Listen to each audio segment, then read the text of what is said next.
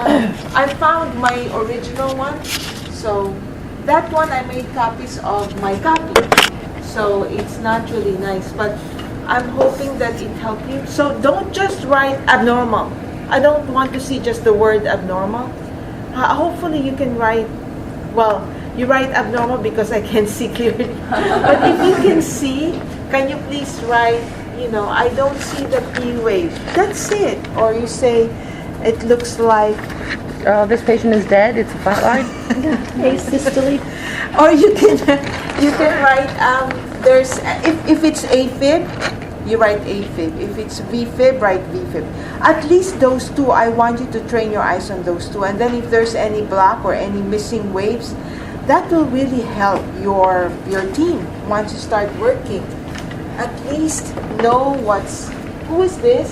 The T wave. Oh, that was from our chemistry class. You don't need it anymore. Okay. The T wave we're missing. If the T wave is missing, then it's not repolarizing. There's problems in the relaxation phase. So you predict if there's problem in the relaxing phase, you predict even the diastolic number is up already with your hypertension, right? Okay? So today we have a little activity.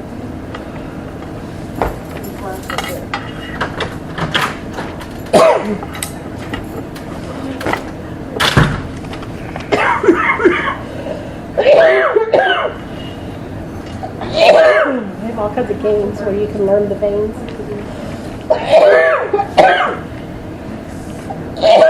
Online.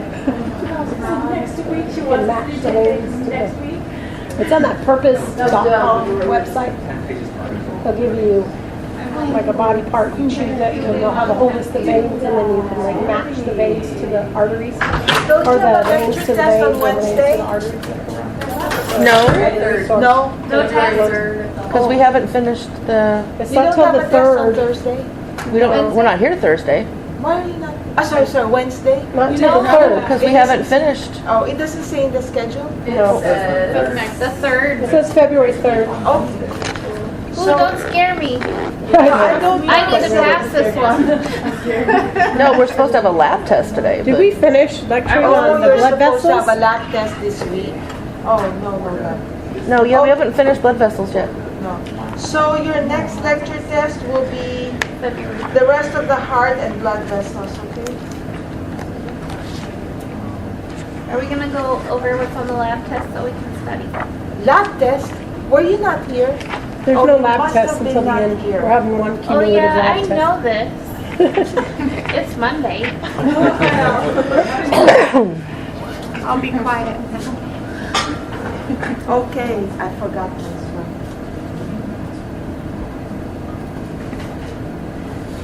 The cardiovascular system was one of those body systems that's scary or intimidating at first. At least that's how I felt when I was studying it. And then once I got the hang of it, it wasn't really that bad. You need to know your anatomy to really appreciate what the heart and the blood vessels do for you. Like Lena just showed me her drawing. She forgot capillaries. So don't forget, we're studying our blood vessels. So here's your right atrium, left atrium, right ventricles, left ventricles. Okay? So you have, sometime after the renal system, I'm going to have you draw the whole cardiovascular supplying different organs, and you will be able to do that. Okay? So we're going to include here the superior vena cava, right? There's your, and in the heart. So really, the superior vena cava and inferior vena cava, they look like this. See, they both just. So when you're doing your heart dissection, remember you were looking for. So the probe was like going through this, going here and going out there, and they just both empty into the right atrium. So this is the inferior vena cava, and then there's the coronary sinus, which is very hard to see. It's a very, very tiny hole, coronary sinus. But this is or coronary vein. Sinus is a vein. and they empty to the right atrium. They empty deoxygenated blood, right? Coronary sinus. It's the coronary vein. The heart, the circulation to the heart itself is called coronary circulation.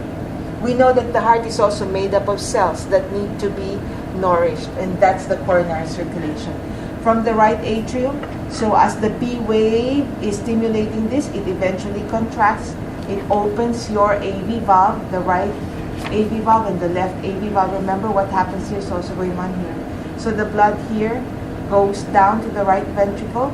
From the right ventricle, it's going to, the pacemaker keeps moving. Now this depolarizes the QRS, and then this contracts to increase the pressure, which closes the AV valves, right? And opens these pulmonary valves. So this is your pulmonary artery. And the pulmonary artery is going to the lungs.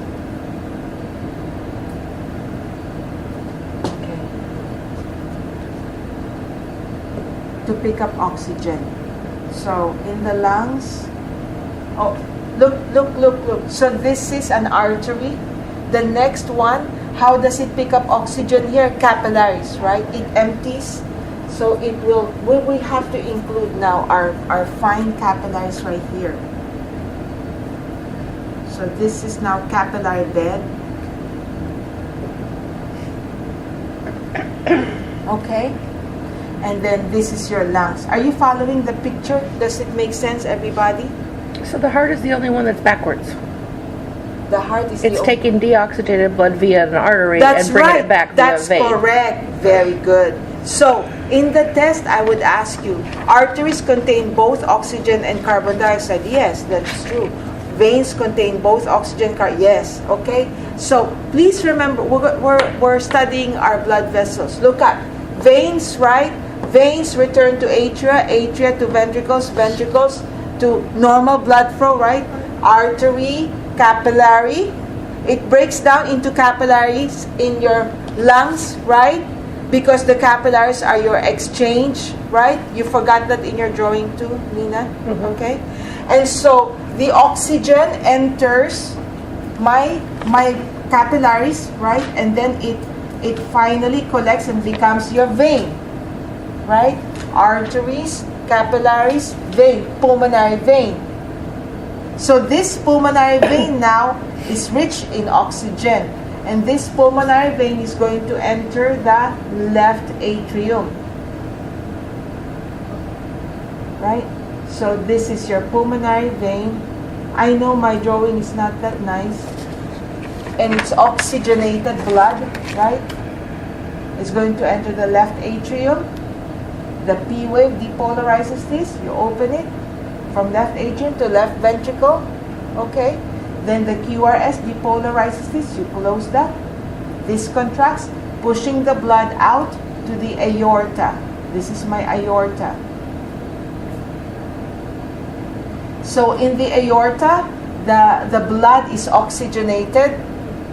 And where is this aorta going to go? To the rest of the body, right? Look at this picture.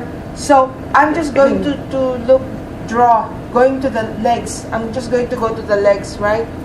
So the aorta, remember the branches of the aorta? I know my drawing is not anatomically correct, but remember the aorta, the arch goes up, right? And then it curves down, the descending aorta, thoracic, then abdominal, everybody, yes, right?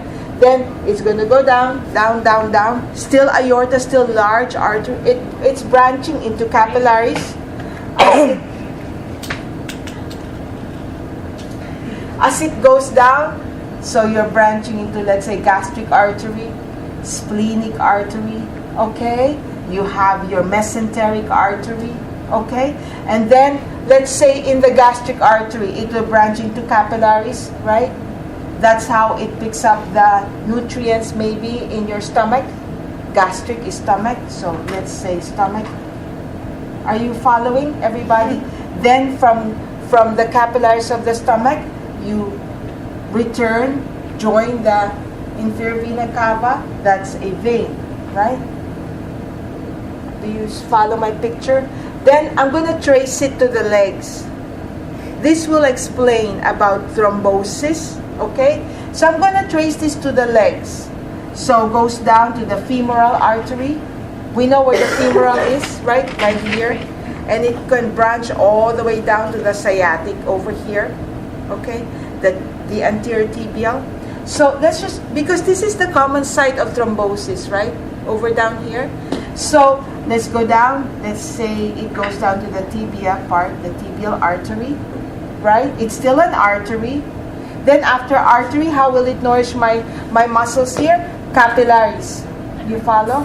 So it will branch into capillaries, right? So capillaries, there's the capillaries. Let's say I have what do you call this? Varicosity here. So I ended up, so after capillaries, veins. Yes? Right? So arteries branch into capillaries. That's how the oxygen is going to nourish my muscles down here. Are there like arterioles and venules in between? Yes. Somewhere? Yeah. So arteries to arteriole to anyway, arteries to capillaries and veins. Very good. So now, so that's how I oxygenated my muscles. Are you following? Even though the picture is okay. So now look at from the muscles. These are my muscles, right? My leg muscles. From the leg muscles, the carbon dioxide is going to enter the capillaries, right? To be returned back to the heart via my inferior vena cava. That's how it joins, right? Follow? So this is my femoral vein. So arteries, capillaries, vein, back to the heart. Look at this picture. Vein, big, right? The vein is big, back to the heart. Big, big, big, big, big. Where's the next branch of capillaries? The lungs again. Do you see that? Do you see everybody? Do you understand this picture? This will explain. So look at, our most common site of thrombosis or blood clots is in your legs. And it explains it because it's going against gravity. It's very uncommon to have clots right here unless you have an aneurysm or there's an outpouching here. Then when there's an outpouching, there's a chance for a clot. But normally clots happen here, right? Because it's going against gravity. So the blood pulls down here, right? Pulls where? In the veins always, right? It pulls in the veins. And these veins are big. Look, I'm tracing it, tracing it, tracing it, tracing it. It's big, big, big, big, big. Where will it encounter any kind of constriction? In the lungs. That's why a thrombosis that becomes an embolism, we always worry, or people will always complain about difficulty breathing. You should not forget this one. This always reminds me of our patient in Virginia. When I was practicing, a man came in, a long-time patient. He came in, he was sweating, had difficulty breathing. And a receptionist asked, "Are you okay, sir?" And he said no, and he dropped dead. It was an embolism. So he managed to drive himself. He should have driven himself to the ER. He managed to walk. We were on the 3rd floor. Walk, I don't know. Anyway, I'll never forget. But this, do you understand this picture? Diabetics have that problem. Yes. It's how my grandmother died. From embolism. Yeah, she lost feeling in her legs for about 6 months and didn't tell anybody because she was afraid they'd amputate. And stood up one day and told my grandfather I need to go to the hospital, and died on the way. They found like 12 blood clots in her lungs because it just all broke loose and hit her lungs all at once. Why the lungs? See, anatomically you can explain it. So that's what I want you to do with the cat. Just trace one. Remember, arteries branches into capillaries, then capillaries to veins back to the heart. That's the normal flow. So here, like in my internal organs, there's usually no clot that happens here. It's down here because it's really way down. It's having a hard time to go back up. So that's why it's very important for us to always be physically active. And this explains why in every gas station you have that picture of different kinds of exercises that they're telling you. It doesn't hurt you to stop for 5 minutes maybe, do some stretching, some exercises. If I asked you, this was your activity today, I'm going to ask you, so this is your little activity. I want you to name those different blood vessels so that you can really feel, you want to use your textbook to help you.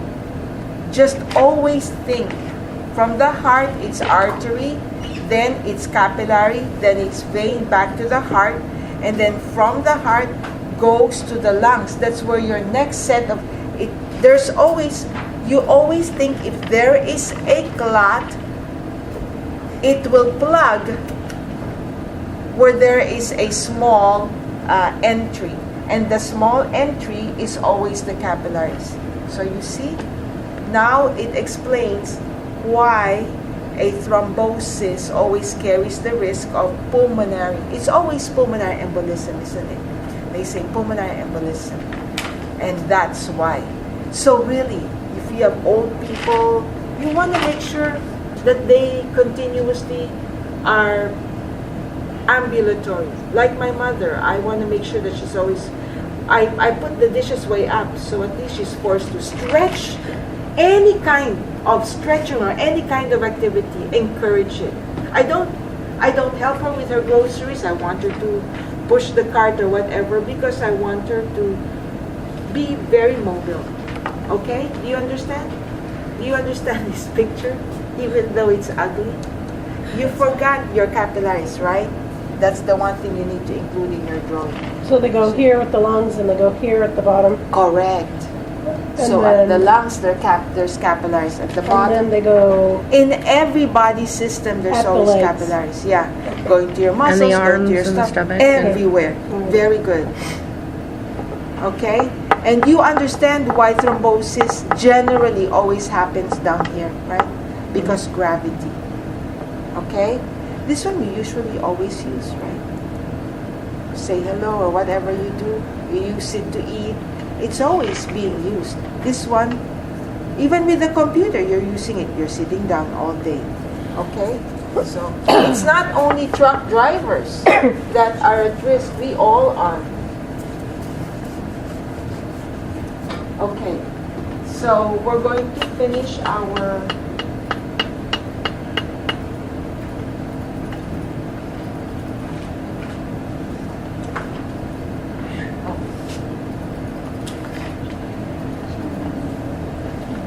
We're going to finish our cardiovascular, your blood vessels. And then we're going to open up our cat. Look for a vein, please, and see if it's really sandwiched in between skeletal muscle, wherever you want. You want to use your leg vein, just look for one vein and see if it's in between. And it really is sandwiched between skeletal muscle.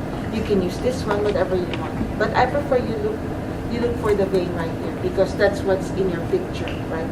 And that's why we encourage walking among people, our patients.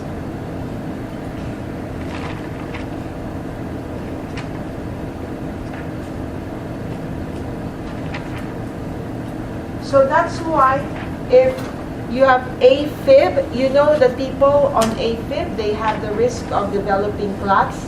We already discussed how they have that risk of developing clots, right? Did we? So that's why they're on blood thinners.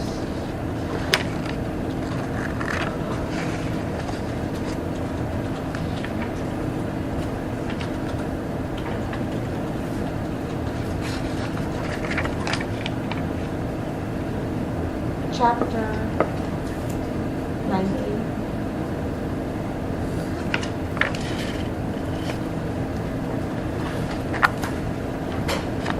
Where is Katrina? I texted her last night.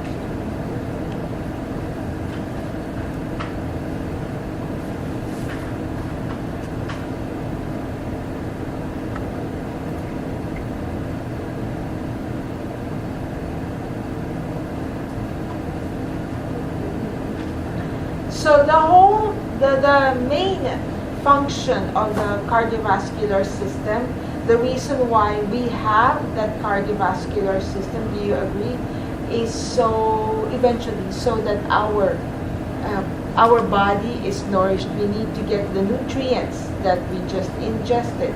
That's why we eat, right? We want to nourish our body cells, our tissue cells. And so that's why we have, and that's called tissue perfusion. It's called tissue perfusion, and it involves pressure differences.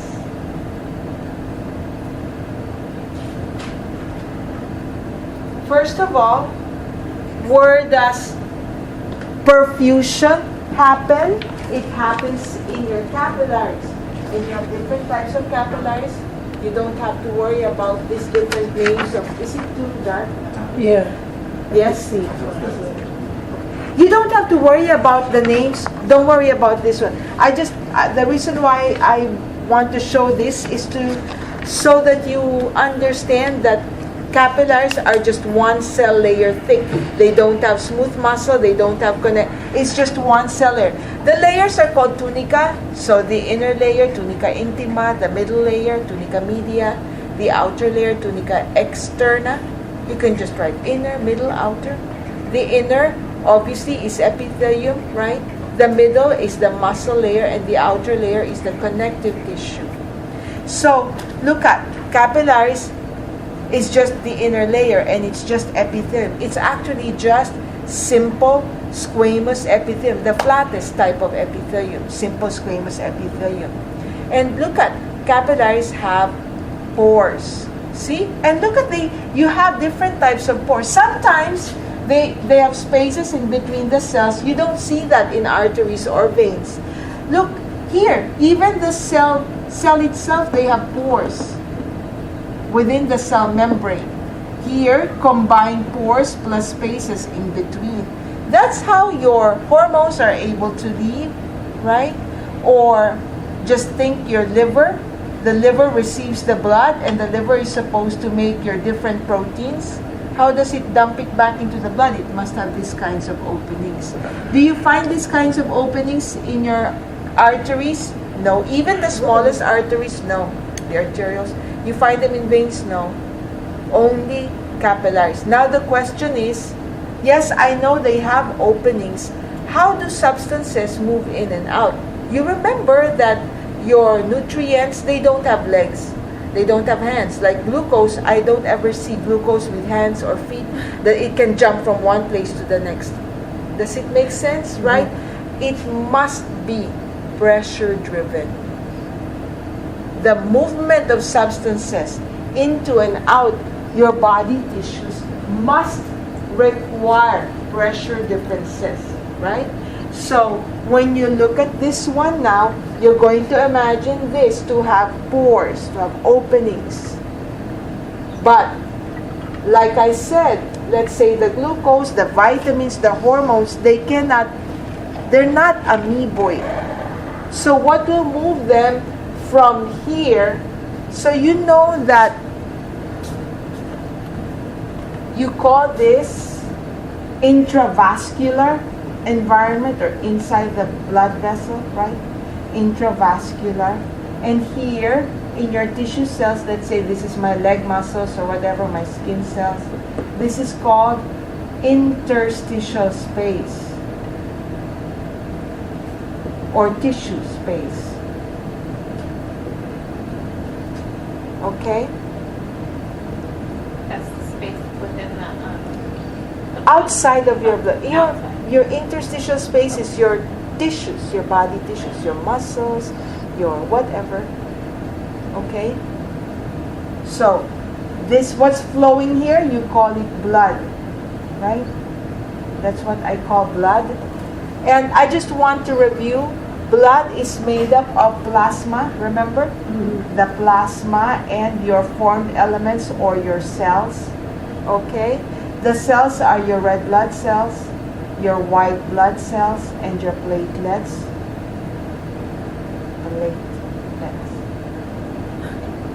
Okay?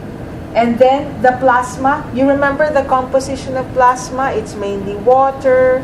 Then you also have your so everything is here, right? Your water, your albumin, your globulin, your fibrinogen, my vitamins, my glucose, anything, bacteria, my hormones, they're in the plasma part. Do you follow? Antibodies, they're all in the plasma part. And we know that pressure, remember the pressure from the pumping, that's the one that's pushing all these components of the blood all the way to my capillaries. And look at by the time it gets to this arterioles, this must be the reason why the diameter of my blood vessels gets smaller and smaller, because you want to maintain that pressure. Does it make sense, right? By constricting it, there's still that pressure. Okay? And so by the time you get here to the capillaries, that pressure is the key to push the nutrients from here to here. Does it make sense? Like your coffee, right? Isn't it pressure driven? It's the pressure that will push the water out of your filter. So I have to have normal pressure to be able to push these key substances in my plasma and push them out here to nourish my tissue cells. Do you follow? That's pressure driven. Now it explains the difference between hypertension and hypotension. If you're hypertensive, that's why it's called, what do they call it? A silent killer, right? Because even if your pressure is going up, at least hypertensive people still are able to push the plasma substances out to nourish their tissue cells. Does it make sense? But look at hypotensive individuals. If you're hypotensive, don't you pass out? Why do you pass out? There's no more pressure that's able to push my nutrients out. My cells suffer. I pass out. Remember, your gases are here to your oxygen. How can it be pushed out? So with ketone acidosis, what's that? We're going to talk about that when we study nutrition and metabolism. So many very, very interesting things about the human body, isn't it?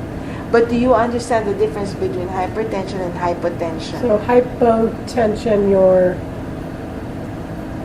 systolic blood pressure or your diastolic blood pressure goes up or down? Which one? Both of them can go down. Down. Yes, And then down. Hypo means down. hypertension, Up. and your diastolic goes up, or both of them go up? Both of them Okay. can go up. Very Okay. good. Can go up, right? You understand why?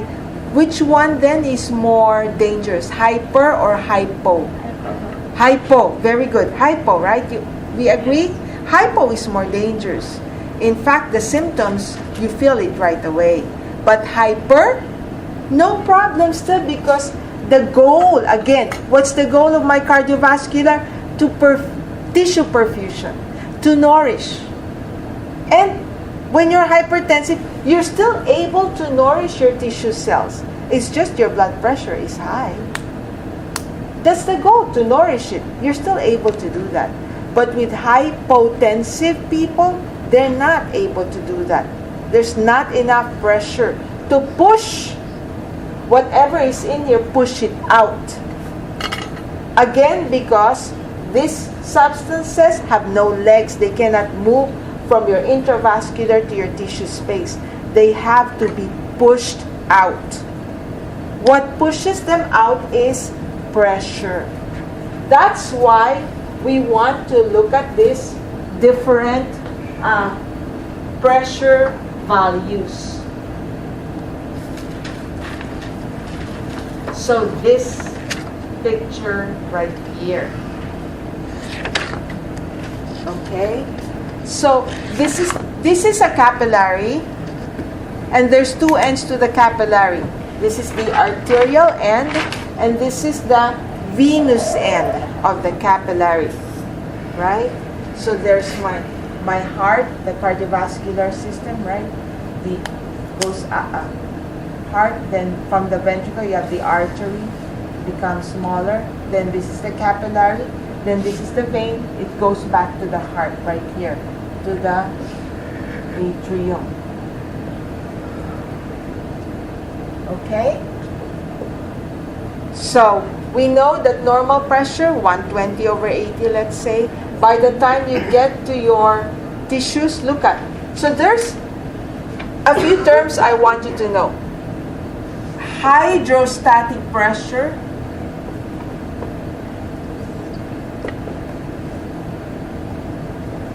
So you see this one, BHP. This means this is the blood hydrostatic pressure. This is your blood pressure. So the hydrostatic pressure always pushes out. So if you say blood hydrostatic pressure, look at the arrow.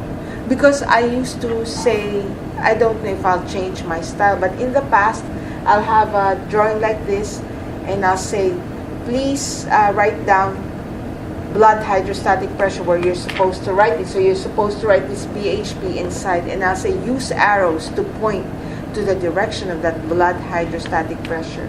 So remember that hydrostatic pressure always pushes out. So when I say blood hydrostatic pressure, look at the arrow, it's pushing out. That's the pressure that pushes whatever is in the blood, it pushes it out.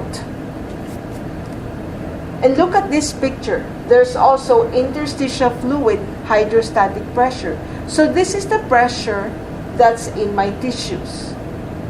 And look, it pushes out of the tissue. So it's pushing it from here to here. You see that? Always, hydrostatic pressure pushes out. When I say blood hydrostatic, it must be from the blood pushing out. When I say interstitial fluid, it must be from my tissues pushing out of tissues. So it's pushing it back into the blood. Pushes back out. See? Just wherever it originates, that's where it's going to push out. Blood is pushing it out of the blood.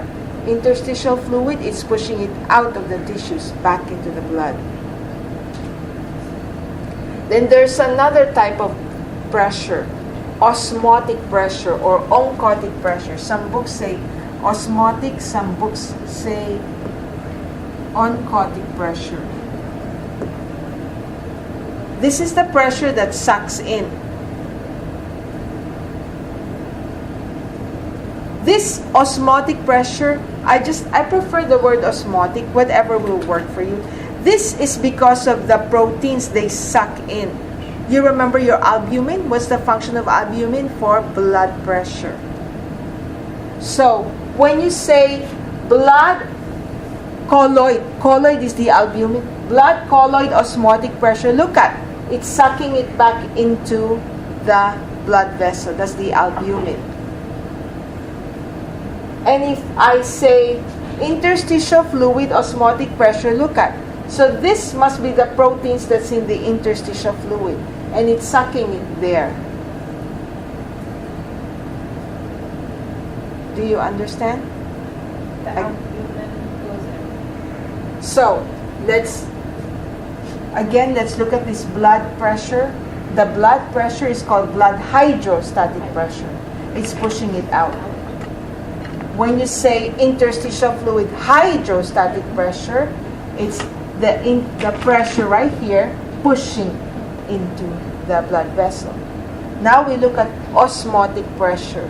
When we say blood osmotic pressure, that means the proteins in the blood sucking in the fluid. When you say interstitial fluid osmotic pressure, it must be the proteins here in the tissue sucking the fluid there. You follow? So osmotic, what? Attracts, right? And hydrostatic, push out.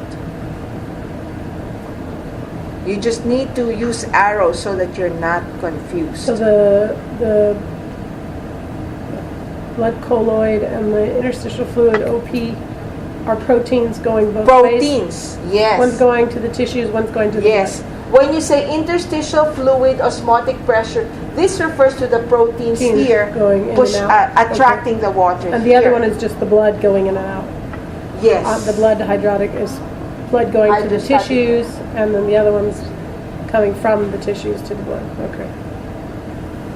So I'm going to write down the components of blood again because what's flowing here is blood, okay? So I have my red blood cells, my platelets, right? White blood cells. And then what's in my plasma? My water, right?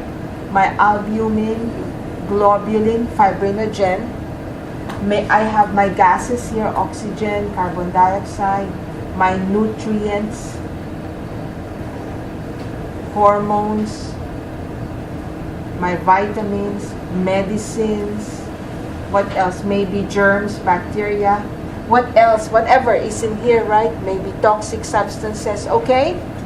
So, what you need to remember, that this, except the water is out here. This one, the cells, the WBC, RBC platelets, and these big proteins, albumin, globulin, and fibrinogen, should never, except for the white blood cells, because they have that amoeboid property, right? They can walk out. But normally, they shouldn't be able to move out. In other words, the openings of even the largest capillary is not able to permit this WBC, RBC platelets, albumin, globulin, fibrinogen to leave your vascular system. The only way white blood cells are able to leave, you remember, they change their shape, that amoeboid movement, they can squeeze out. They can. When they're called to an area where there's an infection. But normally, they should stay here. They keep passing through. That's very important for us to remember. Again, normally in any kind of circulation, remember the pattern, artery, capillary, vein, back to the artery, in none of those patterns of circulation should this and this leave. White blood cells will only leave if there's an infection. Right? They can leave this one. So maybe we'll put an asterisk on this one. It's a special one. It has that property of walking. But normally, they will pass through. So what's leaving if they're not leaving? What's leaving? They're here. Well, what's leaving on the hydrostatic pressure? This or whatever? one.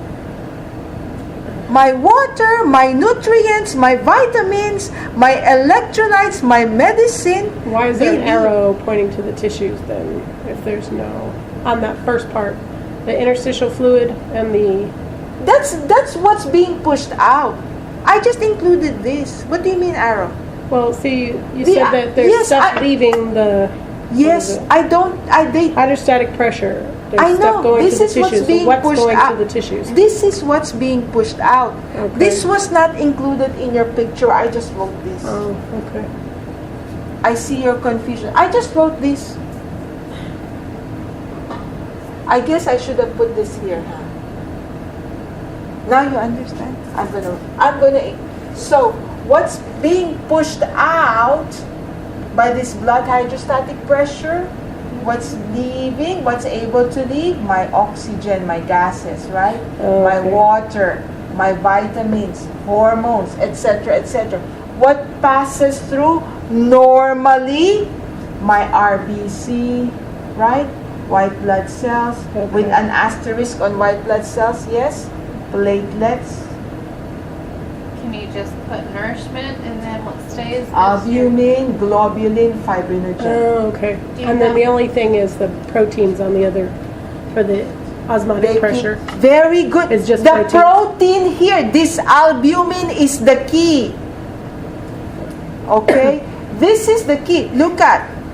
So, they keep passing through. Why do they keep passing through? What did we say? The pores or the openings in the capillaries are not that large to permit the exit of any of these. How do white blood cells move out? They're able to squeeze out. If you need them, if you have an infection, they're able to squeeze out. That's why you have an asterisk there. They're special. Okay? They're special. They ride a special bus. But the others, they have to stay here. And why? Because this albumin, what's the function of albumin again? To maintain blood pressure. That's the one that you see this blood colloid osmotic pressure. Oh, here, blood colloid osmotic pressure. You see that one? That's the one, the albumin, as it moves here. Look at, this is the vein that's going back to the heart, right? As this albumin moves here, it's the one that will suck the water back. Because the cardiovascular system is a closed circuit, remember? We need to maintain the pressure in there. Is it better? Sucks back into the vein. Yeah. So now you understand why people with protein deficiency, malnutrition, you see them with protruding bellies, right? Because they don't have any protein. So they're deficient in protein, they must be deficient in albumin to suck the fluid stays here. Even people with liver failure, it's called ascites. I know you know that term, right? It's fluid in your belly, ascites. How do you take care of that? How do you take care of ascites? Fluid in the belly. How do you take care of that? What do you? Water pill. You give them diuretics, right? You try to increase, but you know that's the thing about. We talk about the most common cause is liver failure. This is the danger. Dialysis, yes, very good. Intra-abdominal. Very good. And also, you want to increase their protein because that's the key, right? But the problem with liver failure is their liver is damaged. And the liver is the key to processing the proteins. We're going to talk about nutrition and metabolism. Liver failure is one of those sad stories in the life of, because if it's failing and it's the site to make proteins, you cannot overload. You can't just liberally give a patient lots of proteins because you're so zealous in trying to correct this problem. That's why people with a malnourished individual, don't you nourish them very, very slowly, because everything is shutting down. The liver is the key for making this. And you're going to see that when we study our digestive system. So for now, do we understand this picture? Okay? So you understand these values.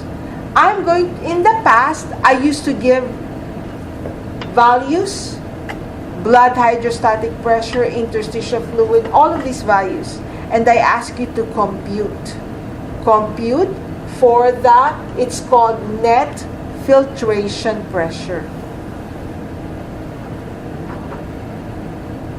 So can I erase these things over here?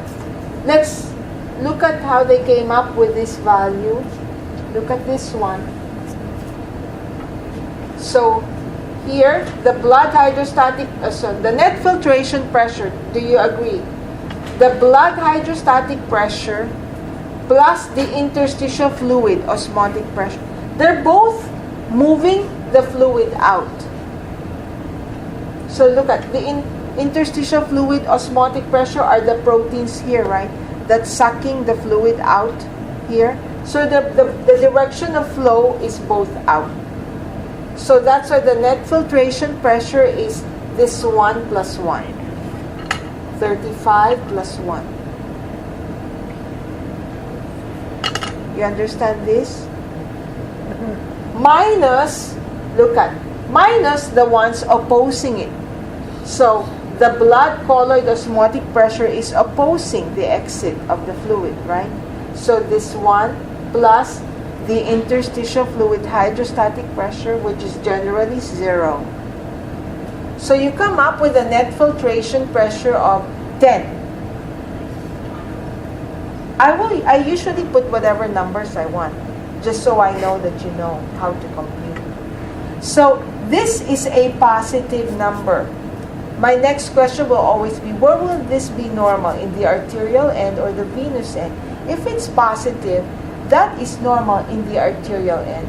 You want positive pressure to push the nutrients out. of the arterial end of your capillary.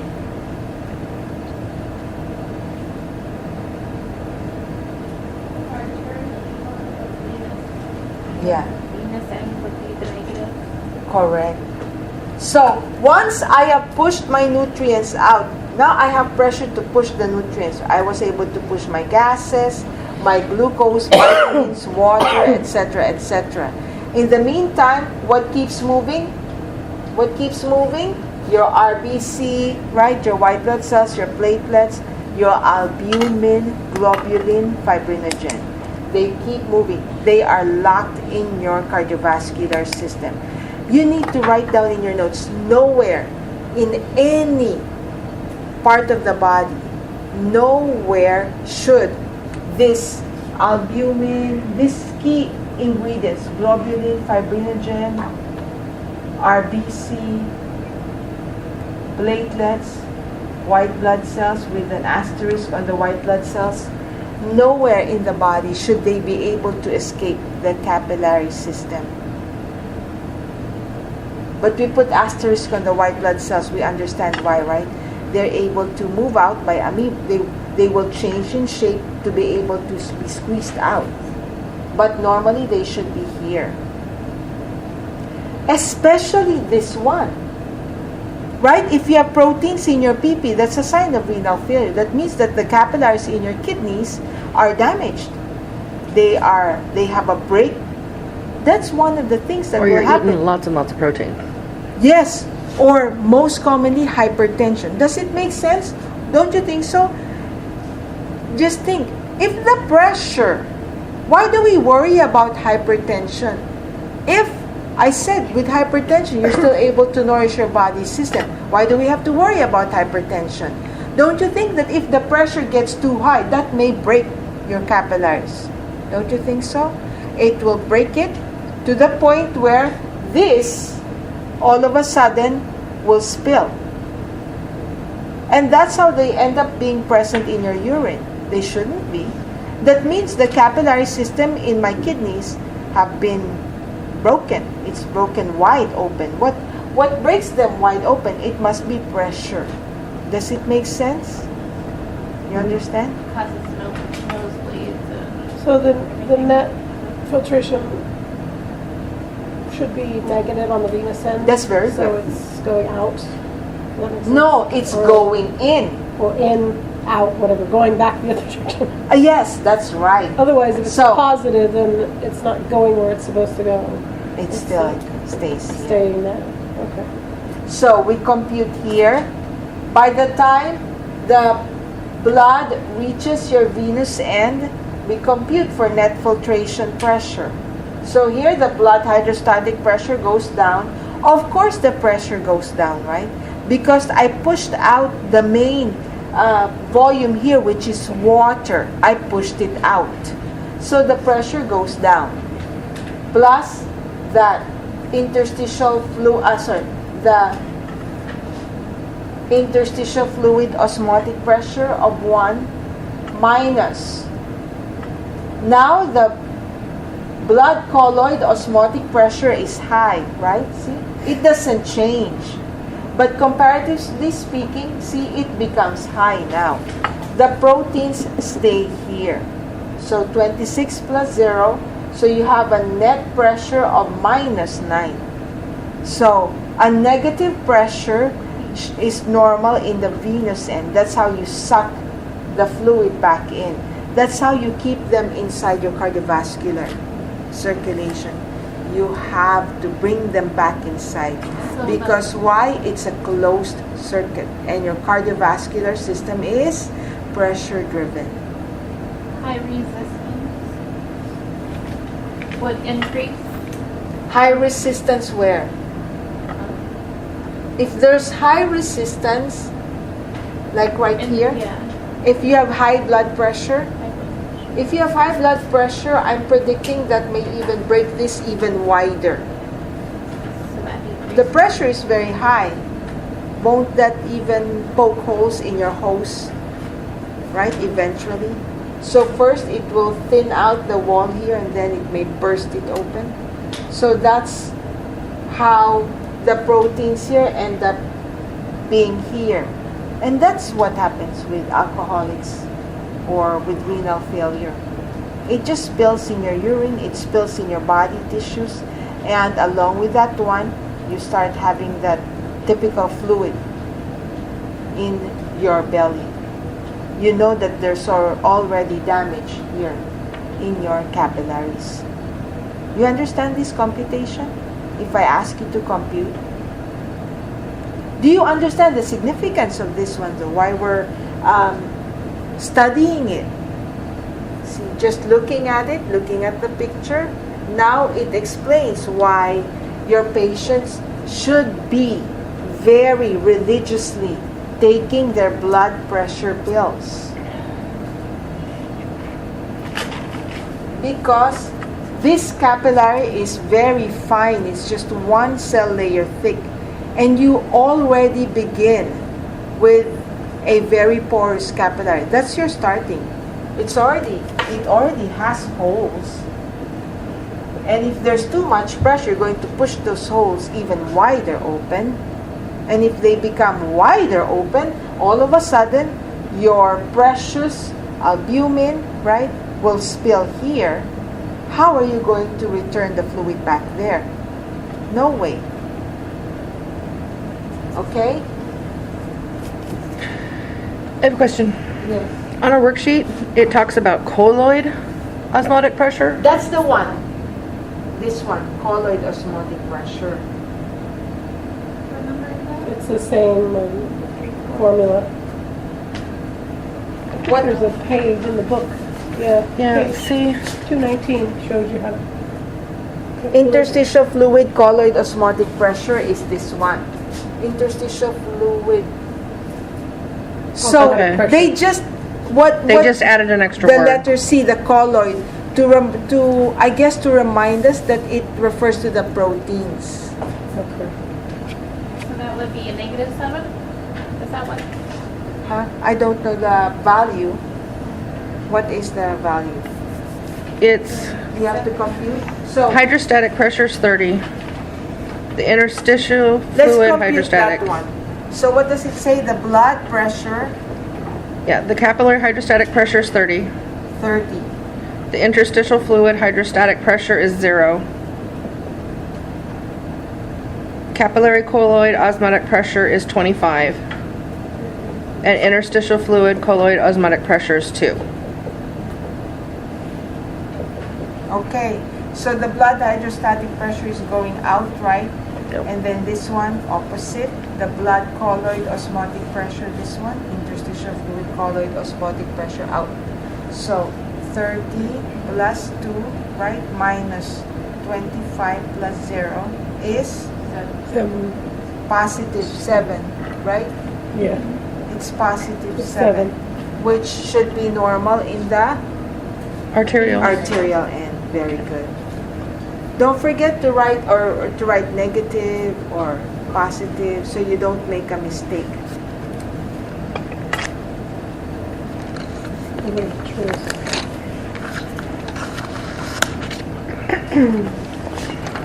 So that's the thing about fluid overload, okay? We don't want to drink too much water. We don't want to overload. It's just like the Starling's law in the heart. This Starling's law applies in any blood vessel. So you see, to a certain extent always. To a certain extent, you can increase the volume, but then there's always a limit. As far as the capillaries are concerned, I know you know the danger, right? Because you already have, it's very fine, it's one cell layer thick. It's already porous to begin with. You increase the pressure, you're going to increase the space in there. And you need to preserve the proteins here because that's the key to suck the fluid back here, return it to the heart. Make sure you have a constantly flowing blood to push in your cardiovascular system. Okay? So, what maintains normal blood flow? Your cardiovascular, your nervous system, and your endocrine system, right? You remember in the medulla, you have your cardiovascular center. So you have your receptors there. You have osmoreceptors and baroreceptors that detect changes in pressure and protein composition that then modifies blood flow and blood pressure. See how important the nervous system is? Even look at, this is just a review, remember? You have your baroreceptors immediately out there in the aorta. Your baroreceptors, you have chemoreceptors. That's how you adjust the blood flow. Why chemoreceptors? Isn't that what you want to nourish your cells with oxygen? Carbon dioxide has to be picked up. So all of these different chemicals and blood pressure differences are being monitored by your cardiovascular system so that blood pressure is regulated. There's so many hormones. We talk about endocrine regulation now. There are many hormones, not many, but there are several hormones I know that you can think of that corrects low blood pressure. You see?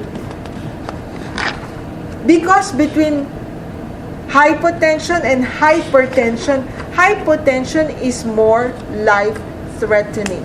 The symptoms are very quick, they're immediate, right? With hypertension, like I said, a lot of people are not even aware that they're hypertensive. Or you forget to take your blood pressure pill, you're still okay. But hypotension is more life-threatening. You just saw it. When the blood pressure is low, how can you push your nutrients out? So that's why there's several hormones. Can you think of hormones? Blurt out is a game. Blurt is a game. What? Aldosterone. You know the activity of aldosterone, right? What does it do? It helps to retain salt. And salt attracts water, you maintain blood pressure. What else helps with your blood pressure if it's low?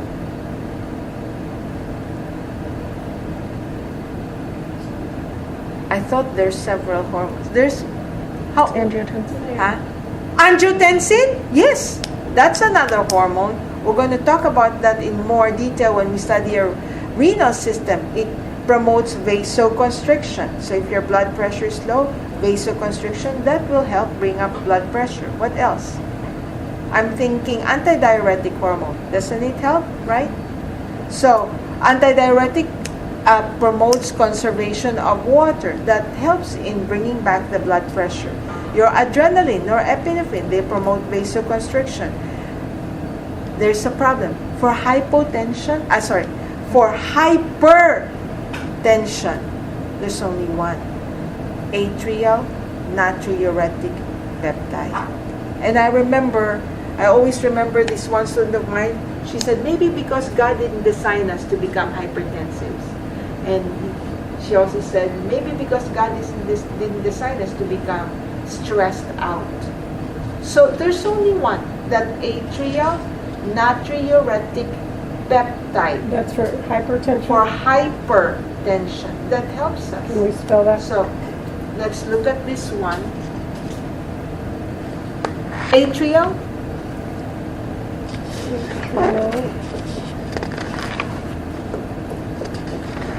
Natriuretic. Meaning for diuresis, right? Natriuretic peptide. That's the one that your atriums pump out when it gets Correct. stretched, right? Very good. The one that I sent a message to everyone, right? So, when there's an increase in blood volume that enters your atria, the atrial wall expands, of course. So, the cells of the atria make this hormone, and then they release it to go to the kidney. So, you get rid of sodium. Along with sodium, water follows. That's how you control hypertension. That's the only one that helps you naturally. And because there's only one, it's very hard to control it if we aggravate it, like we eat very salty foods or high fat, right? That can cause any constriction. Would that be So- triggered with somebody who had that disease where they overdrink? Alcoholism. No, water. We had a patient gain Oh. 13 pounds while he was in the shower. He drank 13 pounds worth of water. Really? Yeah, and for like the next day, he was on a fluid restriction. I mean, he wasn't given hardly any liquids, but he was peeing huge Yes, quantities it of will be water. Triggered. Yes. Is it called Polydipsia. diabetes insipidus? Oh, he's not a diabetic.